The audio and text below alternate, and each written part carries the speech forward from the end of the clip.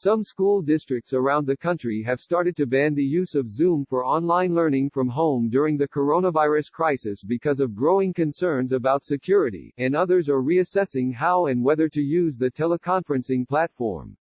Days after the FBI issued a warning to the public about the hijacking of online classrooms and teleconferences, the New York City Department of Education, which runs the largest school district in the country, said teachers should no longer use Zoom and should instead work through Microsoft Teams.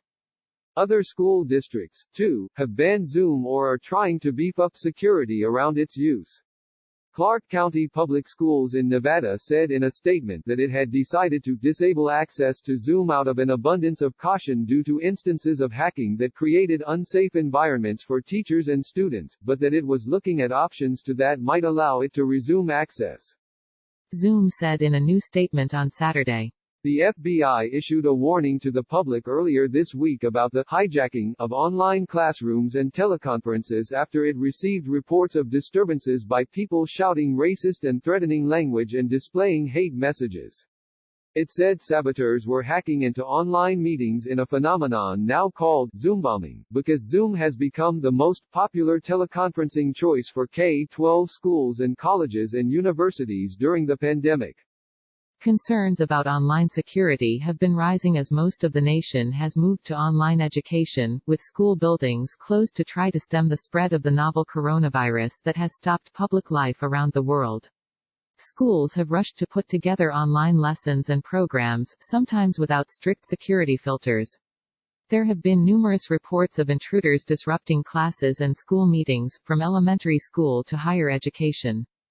For example, University of Florida President W. Kent Fuchs reported an intrusion of a student government meeting by someone who displayed racist messages, swastikas, pornography and death threats. FBI issues warning about hijacking of online classes by intruders after schools report serious disruptions. Teachers in New York City were just sent updated guidance from the city's education department on video conferencing, which said that after reviewing requests by students, teachers and service providers to credential Zoom, security and privacy issues on the platform were raised. Based on the DOE's review of these documented concerns, the DOE will no longer permit the use of Zoom at this time, the document says. Danielle Filson, a spokeswoman for the city's education department, said in a statement. In Los Angeles, some elementary school teachers have already stopped using Zoom because of intruders, the Los Angeles Times reported. The Alpine School District in Utah is reassessing the use of Zoom after a phone call with elementary school teachers was disrupted with a display of pornography, Catu reported.